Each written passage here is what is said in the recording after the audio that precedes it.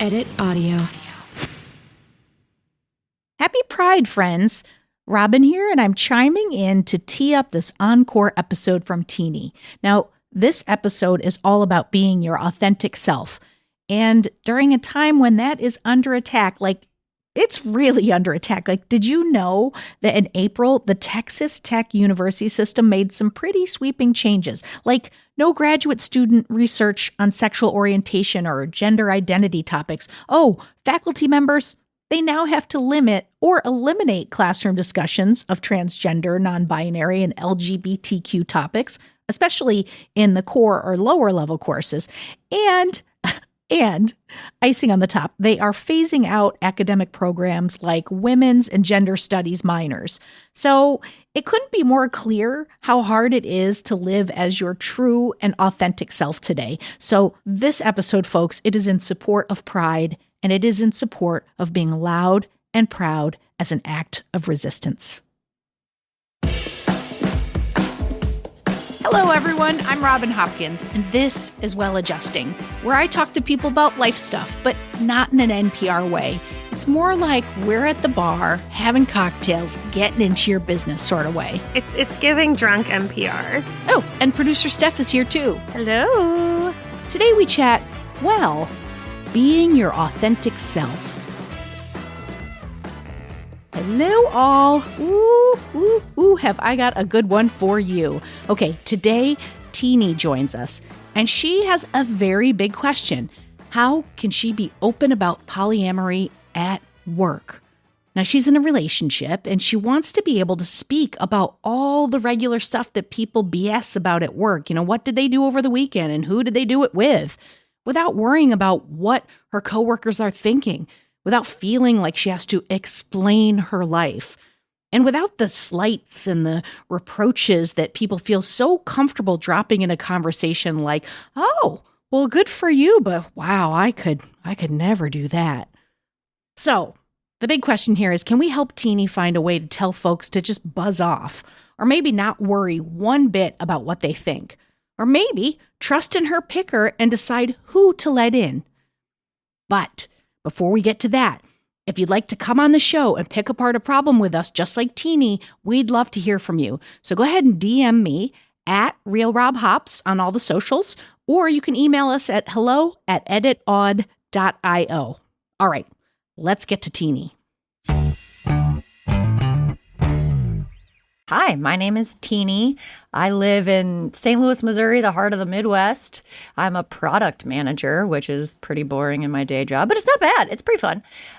Grew up dancing, living my authentic queer life, but later in my adult life, because I grew up Catholic and a lot of folks around me get married and have the babies and do the traditional life. So I feel like I'm an untraditional type of gal that finally is living freely. So I'm very happy. Amazing. Yeah. Welcome. Thank you. Well, what's the situation that you want to kind of pick apart today? I would love to talk about how to be open about being polyamorous at work while protecting myself from judgment. Okay. Are we talking just work, or are we talking everywhere with people and that kind of thing? You know what? Everywhere probably makes sense. But I don't know. For me, I'm a person, authenticity is one of my core values, and I don't like to not be who I am. Yeah. And coming into my job, we have a really great Pride employee resource group, and it's been really supportive. I'm actually on the board now this year, and I have found that talking about being poly is it's harder to do. It's not as understood, even within the queer community. And I think I'm a little bit, I struggle with labels in general, but I am more, I guess, solo poly, if you would say. I live alone. My partner lives alone. She has other partners, but right now I don't. And so sometimes it's hard to justify, I guess, that I am still poly, even though to me, my lifestyle is that way. I prioritize myself and my self-love, and it allows me to pour into so many relationships. I have beautiful friendships that are basically partnerships as well. And I don't know, this just really works for me. Yeah. And, it's you want to talk about what you're doing on the weekend. And it's oh, I'm dog sitting at my partner's house because she's traveling with another partner. And it's well, if it makes you happy. And it's okay, that's a weird thing to say. Like, it's like almost they think it's not my choice, but I don't want to like hide about my life. I don't know if that makes sense. No, it does. It reminds me of like a couple of things, like as a lesbian in the 90s, like trying to figure out my work path and that kind of thing. But you said so much about like authenticity and wanting to be honest. And I guess before we like delve into like how you're approaching it, I want to know, like, is it as clean as you just want to be wholly yourself, or is there worry about repercussions at work, or worry about like, will I be up for a promotion, or is there any internalized shame? Like, are you able to kind of like pull all of that out? And I only say the shame part, not because I'm projecting on you, but because that was a thing for me back in the day. So I want to be clear about that. Valid question. I don't necessarily think that there's any kind of repercussions at work. I will say, like, this is my longest term relationship and my first like out poly relationship. But I think it's just a newer topic for me to feel comfortable in, and just like owning who I am and trying not to have second thoughts about it.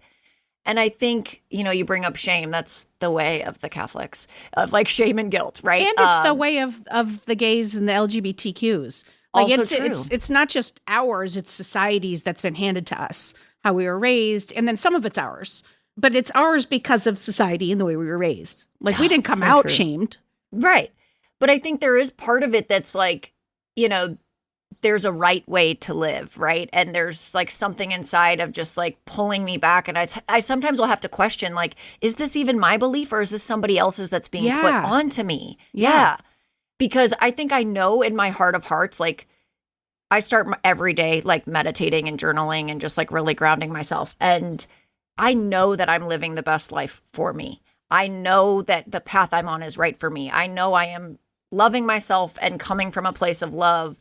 But then you start to have other people's opinions and thoughts and their facial cues and, their judgments. And then it's cues, like, yes. Yeah. And then it's like, it throws me off a little bit. And then I think I don't sit with it enough to know if it's like shame or mine or not. And I'm just like, oh, maybe I said too much. So I guess that is putting it on myself where I shouldn't be. But it puts you in a position where you are having to like look at everything and be like, did that mean that? Like, I do that sometimes with my kids as a gay parent. I'm like, did that parent say no to a play date because we're gay? Or were they really truly just busy? And so sometimes it's like, I have to look at what's my baggage that I'm walking in with. Well, and I came out as bi, and I had, my initial entrance into like a queer community was a group of lesbians. And when I had like a guy ask me out, it was like, I was almost shunned. So there's that kind of internal LGBT, like politics of the gays. Yeah. And it's like, that's why I think now I just kind of say queer, because I am capable of loving anyone for who they are inside. And all of my relationships are different. Like, they're all uniquely what they are based on what the two of us are capable of mutually. And that can be any level of depth. And I think that's, again, why like the umbrella term of poly or non-monogamy has always just made sense to me, because how can any of this be, put into a box or a category or ranked above something else? And I also, my partner and I really agree on this, like, we're going to meet people in our lives where we connect and our souls light up. I mean, I have done that in every time I travel, every, new group I enter in, there's inevitably somebody that I connect with in some way. And having the ability to explore what that can be mutually is a beautiful thing. Yeah. But I'm not like actively like trying to date or seeking someone else. I don't feel like I have, a bunch of unmet needs. Like, I meet my own needs, and I just have these relationships that add such beauty to my life. And I know my partner and I actually just got back from Disney World, and like, that was the most fun freaking thing.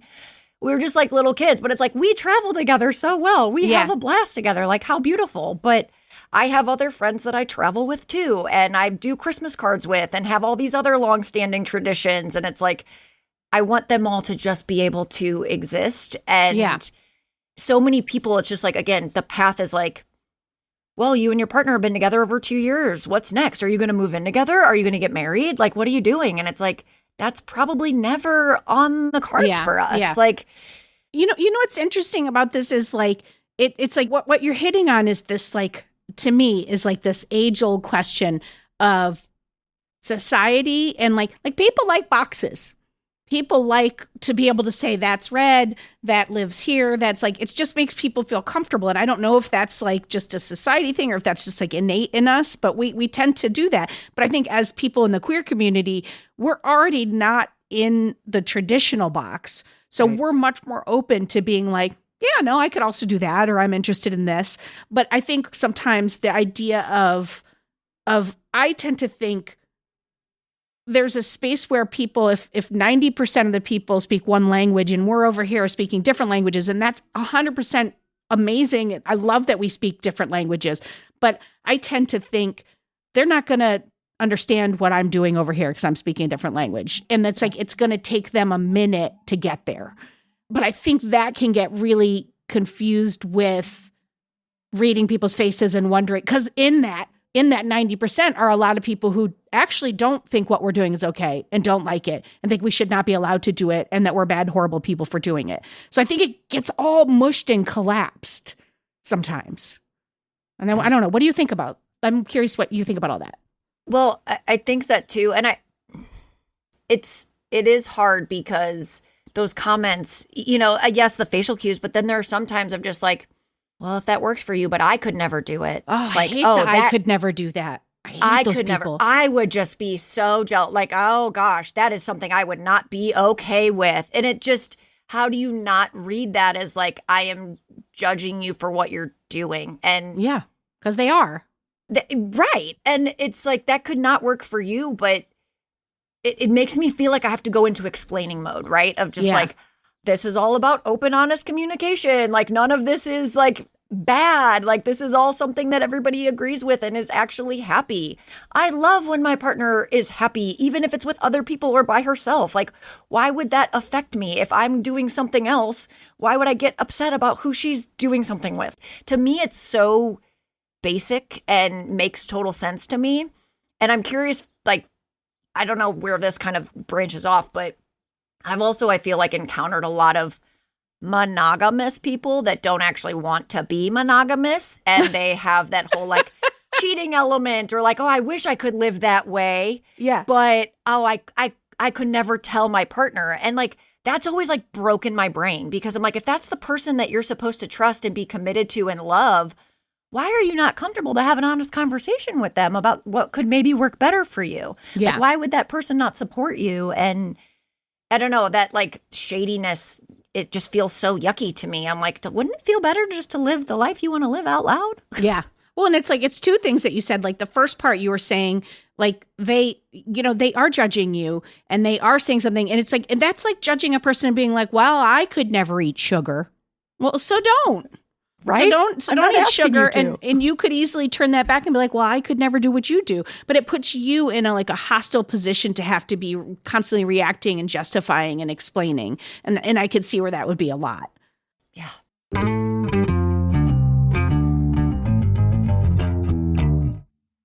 Hey friend, I'm just jumping in here to say that we've got a new way to get in touch with us. If you want to leave us some feedback, hopefully good, or suggest an episode topic or ask a question, all you have to do is go to sayhi.chat/welladjusting. The link's in the show notes, but I'll say it one more time. sayhi.chat/welladjusting. You could leave us a voice memo and we might just use it on air. And if you happen to be enjoying this episode, why not go ahead and subscribe to the podcast or rate and review us. You won't regret it, folks. So I want to ask right now, what are your go-to strategies for this? One, you said you might go into explaining mode, but what do you have that are protective and help take care of you? So I think a lot of times, like I said, I either explain or I kind of shut down. And I just, like, it almost is that moment of maybe this isn't a safe thing to share. Maybe I've talked a little too much. Like maybe this person isn't safe. And it feels icky inside of me because then it's like rubbing with my like authenticity value of just like, oh, I maybe can't be myself here. And maybe I need to reach out to another person that does understand to feel a little bit more nurtured and like validated. Cause it's like, I almost lose the ability sometimes to validate myself when I get into those like questioning modes. Because ultimately that's what I want to be able to do is just own my shit and be like, sure, no, I'm living the right way. I love my life. It's all fine. I don't owe any explanation to anybody. But I do feel also like I have this need, I guess, to be understood and seen and accepted just for who I am. Yeah. And it's hard to not feel, it feels like it has to be work to get to that point sometimes. I have a feeling that this is going to land in buckets. Like, I have a feeling that this is going to land in some people will be safe. And this may not be like amazing, but it might be something that protects you. But like buckets of there are safe people and you act one way. There are middle of the road people and you act another way. And then there are other people who you don't interact with because you know they will not support you and that will take a toll on you. But I want to ask this question, and I don't know if this is true. Is that not what we do with everything in our life to a certain extent? Like my deepest feelings or fears, I have some people that are really safe to talk to about it. I have others that I'll be like, I'm going to be like, oh, fuck it, I'm scared or whatever. And then I have some people that I am just like, we're going to go have a cocktail together, but I am never telling you anything because you're going to say something dumb, inappropriate, unhelpful, and make me feel bad. So I think, yes, that does kind of apply to everything. I think where I'm at, though, is I don't really want the people that are in the like not safe category. I think that's my hard thing is like I just want the safe deep. And I think I in the past have had this like, I don't know if it's a false thought that like every person is capable of a deep one-on-one like connection relationship and like I can almost be best friends with everyone. And it's like, that's not realistic, but that's just what I want surrounding me. And I don't want to like be in the spaces where I have to be in that protective mode. It's so hard on my nervous system. I know, but you got to work. You got to, true. you know, and work is a bucket of all the people. Yeah. Unfortunately. I mean, part of this is just like fucked up because like we live in a world where like there is judgment. Like objectively, like if we lived in a perfect world, everyone could walk into every space and it would be like, great, we accept you as is, no questions, moving on. Like, but like that's never going to happen. I mean, we even talked about like within the like bubble of the queer community that you're in, there is judgment. And at one point you said like after you have these interactions, it's like maybe I said too much, maybe I, did this, blah, blah, blah.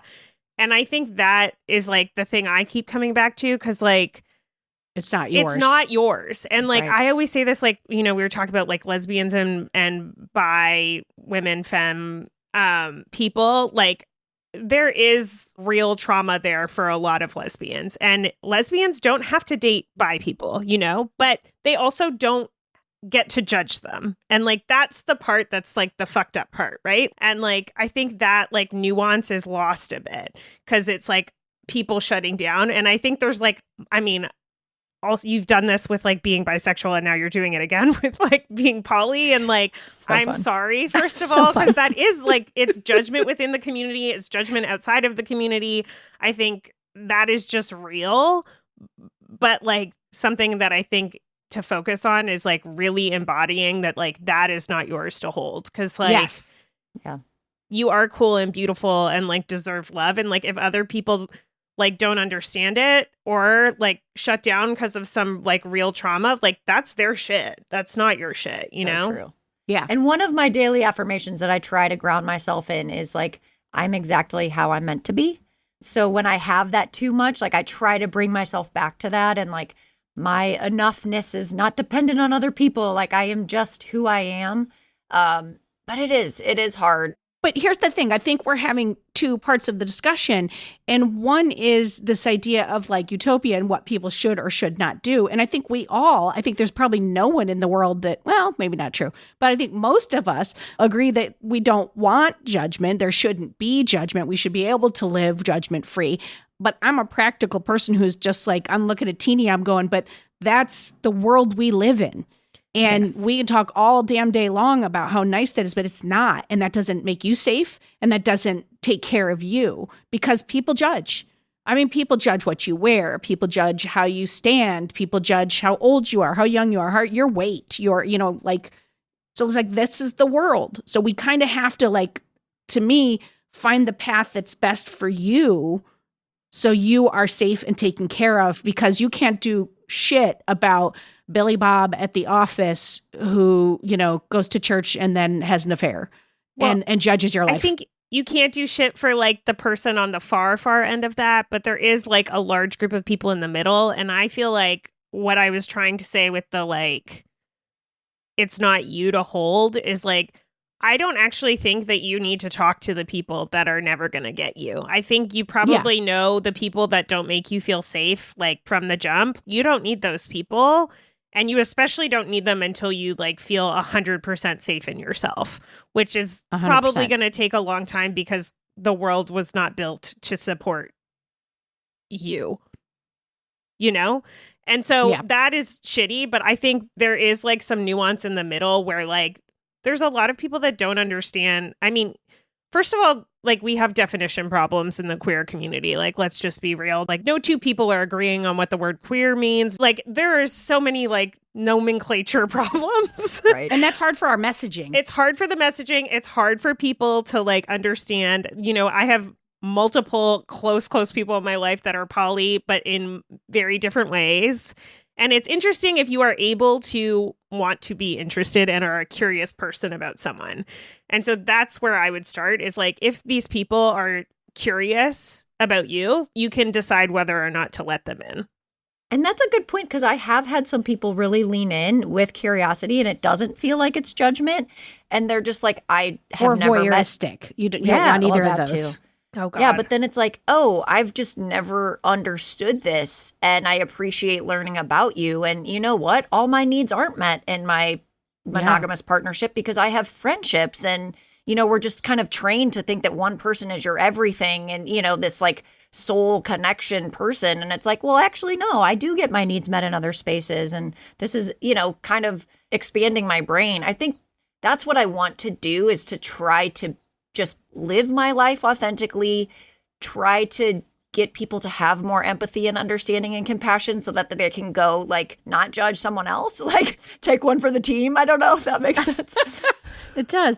Well, that's why I think, Steph, we're saying the same thing ultimately is like, I want you to protect yourself.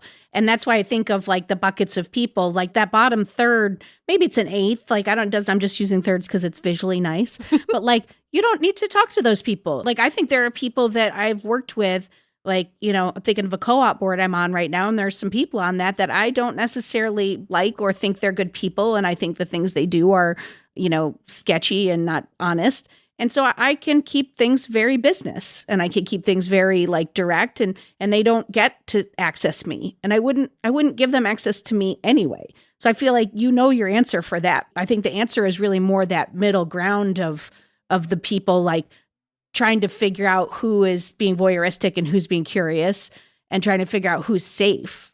And it fucking sucks. Well, it sucks that all the work is always on you. On you. Right. But I guess that's the thing that I'm like, I think we're both saying is like, you decide when it's on you. You might be kind of like Robin and I, where we're like, well, let's talk about it. And surely like we can get to an arrangement where like we both see each other and like, I'm going to like talk to everyone and like assume that I can bring them in somehow. And that just isn't always the case. And I'm sorry if I put that on you and that doesn't reign true, but no, I'm also a Pisces. We're the last sign. We relate to everybody because we have all of the signs within us. So I have always been a person that can find something to connect with another human on. And I usually am a person that bridges those gaps. So I do think like maybe it's a little too optimistic, but it's like I feel like I have a chance here. It's not too optimistic. I think you are the perfect amount of optimistic. You're the perfect amount like that you can see connections in the world is like a beautiful thing. It's aspirational. Like you can choose when you want to share that and make those connections. And maybe it's just like you reframing that in your brain so that it's not people like sucking the life out of you. It's you choosing when you are like allowing them to see you. Yeah. I like it's kind of like, how like younger people now are like, I never came out of the closet. I let you in. I'm like, that's so hot. Did they say that? I've Like, never heard that. That's oh my God, amazing. yes. Oh, Yes, I love that. And I love that because I'm like, it's true. I've been here. Like you are the people that like I've already been here. I'm just like opening the door to let you in. And like, you should feel so lucky. Yeah. Oh, hell I want you to have that energy. Oh, I love that. I mean, I also know like therapy has done a lot of wonders for me, but like I feel connected to every living thing because I'm connected to myself and like this bigger love thing that's all innate within us that I can see so clearly. If someone else can't connect with me in that, it's because they don't love themselves. Like that's kind of the where I've gotten to be. I'm like, it is a them thing. And some people are not going to be able to see, understand me, hear me. Like, and it has nothing to do with how hard I tried or finding the right words. I think I like to try to like find the right words. And I'm like, I'm going to find the way that speaks to you. And it's like, no, sometimes it's really just where they are with themselves and it has nothing to do with me. And even saying that, it's like you trying to find the right words. It's like, you're doing fine. You're doing enough. That's the thing is I think that like, and I don't know if this is like a, what's going on in the world right now, or if this is like an age thing for me, but I feel like in some ways I'm getting a little more cynical about this. Like, so it's refreshing for me to hear the way that you're putting this, because I feel like I'm fighting against these feelings of like, there are some people in this world that will never have your back, will always judge you, will lie, and will not have your best interest. And I know that I have spent like my whole life coming at things and being like, well, like, surely if I just talk to them and if I just show them who I am and if I just show them that my intentions are pure and, you know, that they will. And it's like, no, they got a whole other game they're running. And it has nothing to do with me. And it has nothing to do, it's just them and they have an agenda.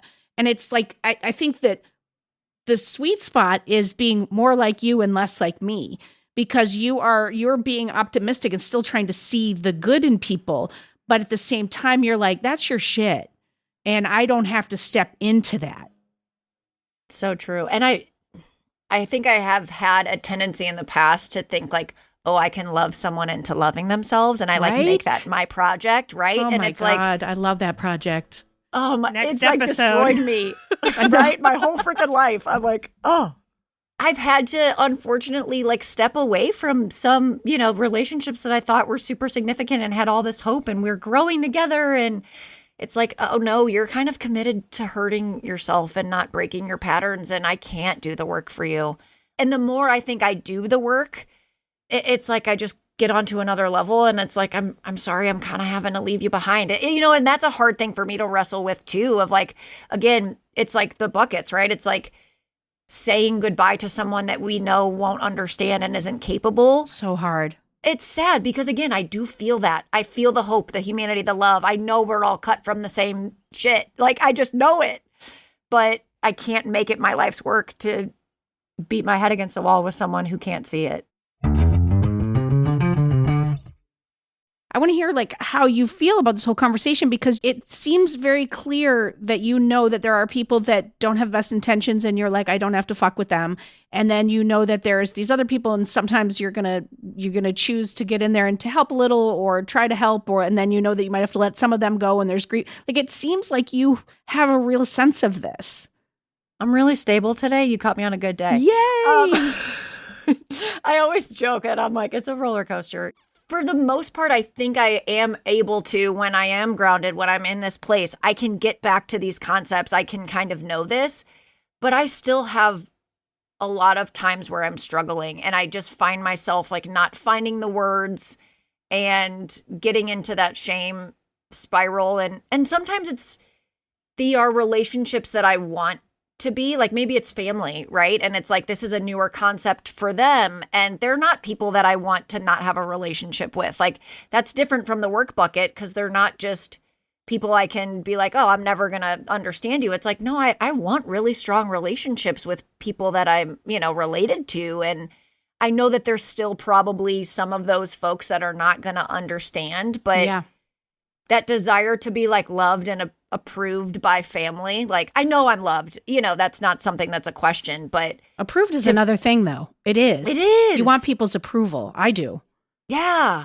And like, that's where that like, oh, I want to keep revealing more, but I feel like sometimes I have to hide. Like, it's like when I came out, it's like, okay, you're bi, but if you're dating a guy, there's no real need to like come out fully because there's still the shot that you could just end up with a guy and get married and have kids, you know? So it's like, until it's really relevant and you're dating a woman, we don't really need to talk about it. So it's like, sometimes I'm in this place of like, well, unless I have like 2 full-time partners that I'm like out loud and like doing all this life with, it's not really worth talking about being poly because it's too hard to explain because, again, my version of poly is so foreign to most people anyway. So I think that's where, I don't know, I still feel a little bit of that internal struggle. Yeah. Well, I wanted to ask you, like, let's take those situations where it's not great. What does that feel like for you and how does it show up? So like physically, it's like a twisted in my stomach and it like makes me sick. But it is, again, it's that retreating, pulling back. I sometimes feel a little bit of fight within me of like, I want to try to like fight for my life and like try to be understood and get words out. But when I'm panicked and kind of in that heightened state, it's like no words come. Nothing is rational. I get super emotional. Like I end up like crying or like shut down and then almost an embarrassment a little bit of like, well, I didn't show up well. And like, now I need to sit and do this work to prepare for a potential conversation like this. So next time I can like control my emotions and get the words right because I fucked it up. Like, and I messed up my chance. Yeah, there's a lot of, it sounds like when you're in that place, there's a lot of the blame's yours. Yeah. I think that's my goal to like default is like, it's my fault. I did something wrong. That's the self-flagellation. Maybe it's the Catholic. It's also the queer community. I think we're really darn good at it because we've been told for so long that, you know, we're over here, get used to us. You know what I mean? Like, it's like we've been told that we're the outlier. So it's like, it makes sense that you would do that. So I guess I'm wondering, when you did come out as bi, did it feel very similar to like what's happening right now? Or was it easier or was it the same? It feels pretty similar. It was actually really hard to come out as bi because at that time I had not really had an official relationship with a woman. And I think that's the other thing. Like, again, a lot of the people I grew up with, family, friends, it's like you're with your one person. You know, the goal is to not even have sex until you're married. And, you know, it's like the fact that you know this about yourself means that you probably were sexually promiscuous or in some way and you're doing things. And it's like, it almost felt like I had to have like a justifiable, like serious loving relationship to like prove my validity as a human. And I think that that's the commonality between these two of just like, until there is like something tangible that someone can see and know that like the love is pure, that they like, oh, this is truly what's happening and makes her happy. It's just like conceptual words. And it's like, I don't quite believe it. Yeah. Yeah. What did you do then? How did you support yourself? What made it better when you were going through that? Or was it just eventually, is it like having kids and eventually you turn around and they know how to tie their shoes and you're like, oh, thank God, I don't have to put the shoes on anymore? I feel like I didn't really have a lot of good, healthy, like support back then. I tried to expand my community. I think that's something I've tried to be doing constantly is like finding other queer people that are similar to me that I can have a discussion where I do feel safe and understood. And that's been really hard. I have had some folks that are not queer that have been super supportive and lean in with curiosity and they just like want to learn and support me. So that helps too. But I don't really feel like that got better until I was in a relationship with a woman that I was like out. So on the one side, like just to start, you already proved you can go through this and you got to the other side. Like you've done it. You have that history. But I just am like having this image of like, you might be having like a little bit of like PTSD. Like this is such a familiar feeling. Like you're just like right back in this and you thought you were out of it. And all of a sudden it's like, fuck, am I going through this again? That hits really hard. I've been doing like trauma processing, like EMDR and therapy. And it sometimes is hard to know like, what is a right now thing versus what's old stuff coming up in my body that is like a fear from a past traumatic relationship, situationship. But I haven't thought of it in this lens when it comes to like me being out at poly with the connection between me coming out as bi. Wow. Thank you for that. Sure. I mean, you know, every once in a while, something good comes out of my mouth. It's not always the case, but I'm often drawing parallels to how I feel. And it's like, I'm thinking of like, you know, my therapist saying to me, like, because I'm experiencing the same echoes in raising my kids and my fears of what was done to me. And I'm afraid. And she's like, but your kids aren't being raised by your parents. They're being raised by you. And you aren't the same person who was going through this when you were, you know, a little baby bi. Like you're now this new person who's doing morning things. And I think the whole part of this journey starts with you like reminding yourself you're not there. Yeah. Like this is different and new. And you have tools that you did not have. You have community. You have like the language to explore this. You know yourself so much better. You know what boundaries to set and what works, like who's safe, who's not safe. You even know that there are safe and not safe people. You know, like you're in such a different place than you were before. So true. So true. Another recent affirmation I've added is I'm that bitch. And I need to remember that too. Yeah. You are that bitch. I am that bitch. No, that's not a phrase I can pull off. I want you to add, I am that bitch. And they should be so lucky. Because that's again, like. Okay. That's it. Because that's the other thing is, again, it's that approval seeking, I think, is where that comes in still of just like, not everyone should get to have access to my awesome. Like, I need to be in that space all the time. But I'm also the person that, again, beats myself up when I am not in this space. When I lose my connection, when I start to struggle and feel like I'm losing it, my default is to be like, how could you be back here? I thought we were healed through this. Like, and then that creates an even bigger buffer from me getting back to feeling connected to myself, because now I'm beating myself up instead of just being like, human, it's okay. You did your best. You're just a human. You're going to struggle with these things. Because again, the past trauma, the PTSD, like seeing it at that lens, it's like, of course you're having this reaction. Of course you are. Like, that's okay. Yeah. And we're not perfect. No. Like whatever your struggle is, like I can't tell you how many times I'm walking through the park hiding and jamming Snickers in my mouth and being like, I can't believe I'm back here. But you know what? Okay, I'm back there. Then what? Right. But you're already doing so many things differently, like even taking a step to be like, hey, let's talk about this. Like allowing other people in to have this conversation. Like, you don't know me from anything. And like, this is a vulnerable conversation. And you allowed like me and producer Steph to get in here and like chat with you. Like, it's always about the first step when you're back. It's not about that you're back. Because we're all going to go back to our shit over and over. I find that exhausting, but it's true. Well, and it makes sense, right? I mean, the brain, we run those same pathways over and all over. Day long. The fear reactions. It's like, it takes a lot of effort to choose new ones and to like continue to build them up. And that's what I've loved about EMDR, like therapy. It's like, oh, I can see all of the places throughout my life in the past where this negative narrative that's just me against me got founded and kept coming back and got strengthened. And it's like, well, of course, that's going to take a lot to undo. And something else that's also helpful for me is just like getting out and taking a walk and being like, look at the fucking trees. Snickers. Right. Well, I mean, no judgment. Yeah, you can have a Snickers. But like, oh my gosh, there's a butterfly passing me. Like, I just feel lucky to be alive. I usually start crying and I'm just like, oh my gosh, I'm just on this planet and I can't believe it. And that helps ground me. So it's like, I got to just find the things in the moment that can take me out of that space and give myself that grace. And whether that be reaching out and having a conversation or just like getting in nature, putting my feet in the grass or something. But I want to help people. I think that's the other thing is like when I was talking about my job, like there's an element of like, I'm not doing enough, I think, and I know that like I am enough just for existing, but I want people to know that we exist, people to be safe to have vulnerable conversations or to start thinking about things differently. I want to broaden minds. I just want to help. I want to just like spread the love and just like hug everybody. You're doing it right now. You're doing it right now, literally.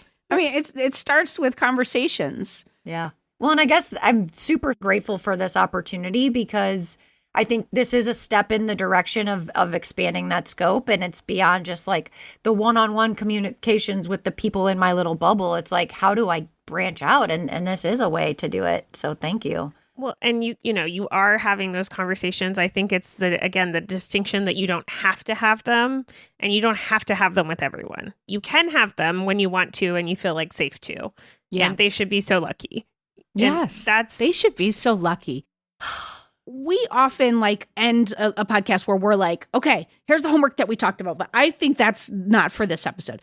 I want to know what you, Teeny, what you would think you want to go through and maybe either continue to do or maybe what adjustments you want to make. It could be as simple as a reframe. It could be like, I'm going to do this. I'm curious if anything comes to mind.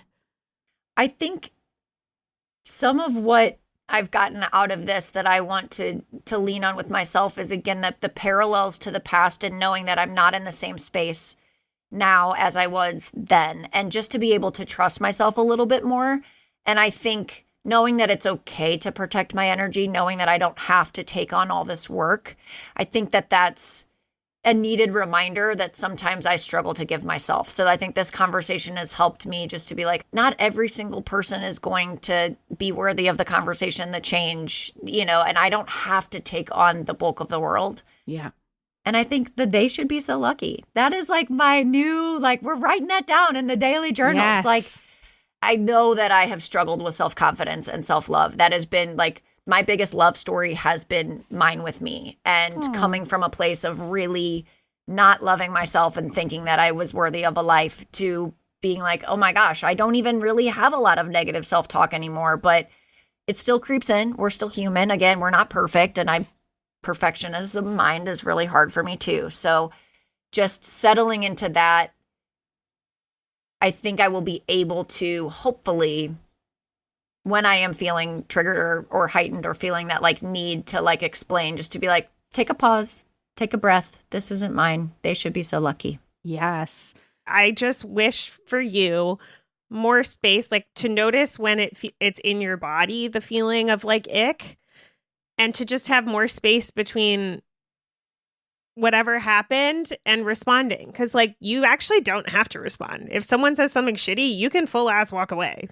Facts. I love it. So I'm just going to go use the restroom. More space there. And then if you feel so inclined, I do think, at least something that's worked for me, whenever someone is like, oh, that could never work for me, or that could never be me, I always go, oh, interesting. What does work for you? Because I bet it probably wouldn't work for me, but I'm curious. And fucking flip it. Just be like, I'm leaning in with curiosity in the way that I wish you would for me. And you're not. So what are you doing? I love that. I think asking a question whenever you feel able to, obviously, if you're triggered and heightened, the words are not going to come, and don't punish yourself for that. But if you feel like you want to engage with this person and be like, hey, that actually was shitty, flipping it into a question, I think always makes people at least sort of question what they fucked up. I love that. This has been such a lovely conversation. And I love that you're your own ship guide. You know what you're doing. Yeah. And I hope that you add me and producer Steph to your community. And if you hit one of those days where you fall off, you hit us up, because it's we'll be like, you're this bitch. You got this. Yes. And they don't deserve you. You just need more people telling you that. I think you're right. I appreciate you both so much. This has been amazing. And it just has felt really freeing. I always feel really good after being vulnerable. I know that such growth comes through vulnerability. So I just appreciate the space to have the conversation. Oh, thank you. This was lovely. That's so nice. You have reached the well-adjusting expert of the day.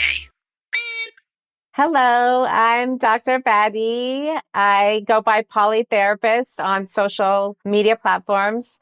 I am a professor and psychologist, and I specialize in polyamory and other forms of non-monogamy, as well as people of color and queer and trans populations. You are really likely, when you are coming out in your journey as non-monogamous, to experience a lot of backlash from society, and that can result in a lot of shame. And that's very, very painful. And the truth is, we live in a very monocentric world. And what I mean by that is everything is set up to where the default, the ideal relationship is considered to be monogamy. And so when you describe to people anything different from that, it's not that it's wrong, but it just deviates so much from what people have been so conditioned into believing is the right way, is the only way, really. So that's one tool. Like when you are feeling that shame, you can remember that people are not responding like that because you're doing something wrong. But it's because like it does deviate from the norms of society. Another way to sort of counteract that shame within ourselves is to also look at the actual facts. When you look at the research, monogamous relationships are not any healthier than non-monogamous relationships. So when you're dealing with that backlash, just remember that it's not necessarily grounded in fact. It's more grounded in prejudice. And also just to counteract that shame, I really like mindfulness, just taking deep breaths, being present in the moment. If you're feeling that shame, sort of letting it pass through our bodies without, labeling it as good or bad. If you're met with microaggressions when you are talking about your non-monogamy, what you decide to do, I think, depends on several things. I think one really important factor is how close are you with this person? Because if it's someone that you are close with emotionally, or you want that closeness with them, then you maybe have more stakes in talking to that person and trying to discuss with them. Now, if you're experiencing microaggressions, though, from, let's say, a stranger or people online, I would say because it takes some energy to have those conversations, right? So I think you got to kind of pick your battles maybe in a way. Like, you don't have to explain yourself to anyone, first of all, but if there are people that you want to at least understand and not judge you, then I would maybe have a conversation. Consider what the microaggressions were. Consider how they impacted you. I personally love journaling, so I journal letters I don't send. So I will write like a whole letter to someone. And then based on what I write, I will decide what parts of it do I want to share with that person. I think sharing the impact of their words can be really important because, most of the time people don't have a bad intent necessarily, but the way that they said it has a negative impact, can be harmful. So I would definitely go into that conversation knowing what you want to share and trying to let go of your expectations of how the person will react, which is so much easier said than done because their first reaction might not be their last reaction, first of all. So how they might respond to you in that moment might not be how they are forever going to respond to you. But what I would say is put the focus on how can I explain things in a way that I'm proud of, in a way that I align with my integrity. Because that is all we can control. We can't control the other person. We can't make them understand us or accept us, but we can be our authentic selves to the extent that we feel, safe to do so. But sometimes I think it's about also just being committed to like, I'm going to share my truth. I'm going to do it in a direct but kind way, but I don't have any expectations of the external piece of this, like of how this is going to go. So that would be some of my advice for having those conversations. It can be helpful to have some go-to responses for when people say certain things. So a common statement that people that are non-monogamous get is, "Oh, I could never do that." Then my go-to response in that situation is, "I get it. I could never do monogamy either." And honestly, that's not even just a canned response. It's absolutely true. I can't do it. I can't imagine it. It sounds horrible to me. But generally, I would just be like, yeah, I totally get it because I could never be monogamous. There's a brilliant content creator that I follow. Their name is Marjorie Lane on Instagram. And they have a beautiful phrase, go where you are celebrated. And they say how going where you are celebrated as a marginalized person is truly an act of resistance. And that takes time, by the way, that takes some patience. You might go to several, many events before you find the people that are truly, you're truly going to be close to. But I think that is just as important as finding good partners is finding supportive community in non-monogamy. What a lovely chat that whole thing was today, folks. And listen, before we go, I want to say thanks to Teeny for dropping by and sharing her journey with us. It was such a great chat. And I also want to say thank you to Dr. Badiee for popping in as our expert of the day. You want to follow her on Instagram, head on over to Dr. Badiee Polytherapist. And that's DRBADIEE, Polytherapist. It's in the show notes, y'all. for more Robin, and you may need that. You probably don't need it, but like if you do, you can follow me at Real Rob Hops on all the platforms, all the socials, as the kids today say. Well Adjusting is an Edit Audio original series. It's exec produced by Steph Colburn and Robin Hopkins. Our producer and editor is Maria Passingham, and our production manager is Kathleen Specker. Thank you to the entire Edit Audio team and to you for listening. Oh, hey, before you take out those AirPods, this show is just for entertainment. If you are in need of help, please, please, please reach out to a professional. Go ahead and get that help. You deserve it.